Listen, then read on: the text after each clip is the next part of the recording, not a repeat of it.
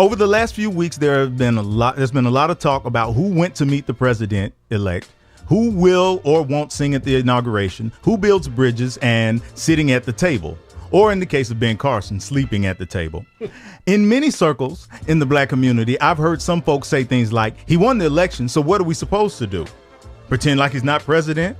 Or they would say, what's wrong with just talking? Or my favorite, we got to make sure that some of us are at the table.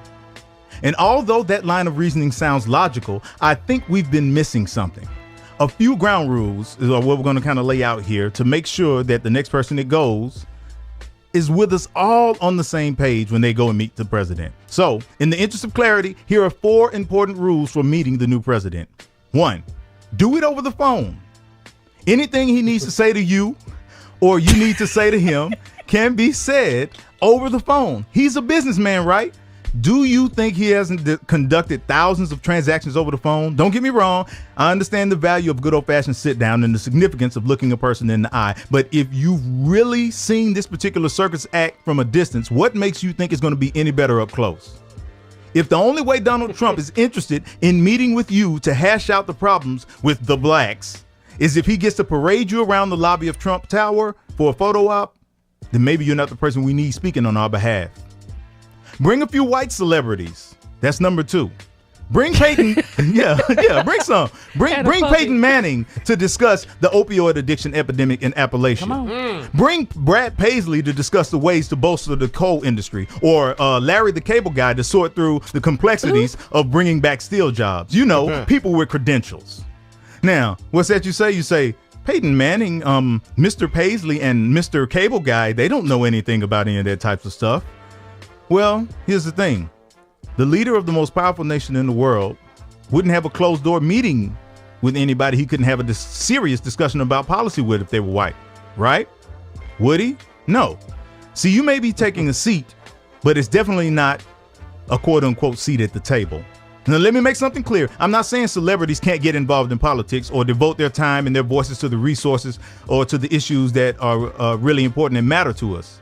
We call them stars because they have so much visibility and therefore an ability to shed light on topics that might otherwise get ignored. As far as I'm concerned, more celebrities should be politically active. But just know this, if the president has a 10 a.m. meeting with the governor of Texas, who also happens to have ties to the energy sector, it's because he's interested in talking about policy. If the president has an 11 a.m. meeting with a retired general who's been very vocal about the U.S.'s position in Syria, it's because he's very interested in talking about policy. If the president has a 12 noon meeting with Ray Lewis, Steve Harvey, and Don King, what do you think he wants to talk about? The best place to get an 8-button suit? the difference between the words brought and bought? How to get away with murder, maybe? I'm talking about the TV show. Don't get me wrong there. All right, I'm just saying, something ain't right about that picture. This brings me to my next point. Number 3, be prepared with policy. Bring some of the proposals you've put together. Bring some of the statistics on the link between school suspension disparities and imprisonment in the urban communities, or food deserts and inadequate health care, or loan discrimination and the wealth gap. Bring Minister Farrakhan. Right. Bring Mark Lamont Hill.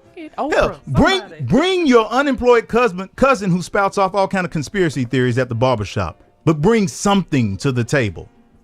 And what would you say? Maybe you're saying, well, I'm not really up on that type of things and I don't know those details and nobody in my staff is equipped to pass on that type of information. Well, if that's the case, then maybe you need to chill with the press conferences so you won't look so foolish when the media asks, what did you guys talk about? Which brings me to my final thing, number 4.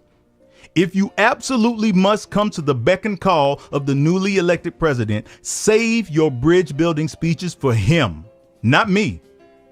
Look, we're all adults. You want to meet the president? Go ahead. It's probably a once in a lifetime opportunity. Even if it's a guy you don't like, it's still probably going to be unimaginable that you would find yourself sitting in a room one-on-one with the person who holds the highest office in the land. I get it. That's something to tell your grandkids about.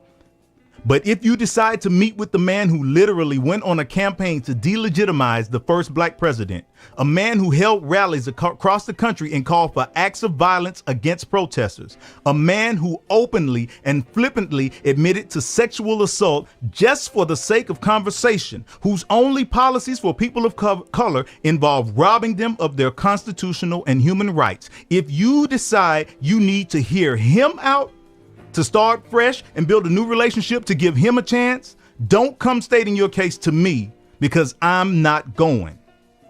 I don't need to give stop and frisk another chance. It didn't work the first time. I don't need to give religious persecution a trial run. History has already shown us how it goes. There's no need for me to take a wait and see approach on the great ethnic roundup that they want to do to all the Mexicans, because I already know how that story ends.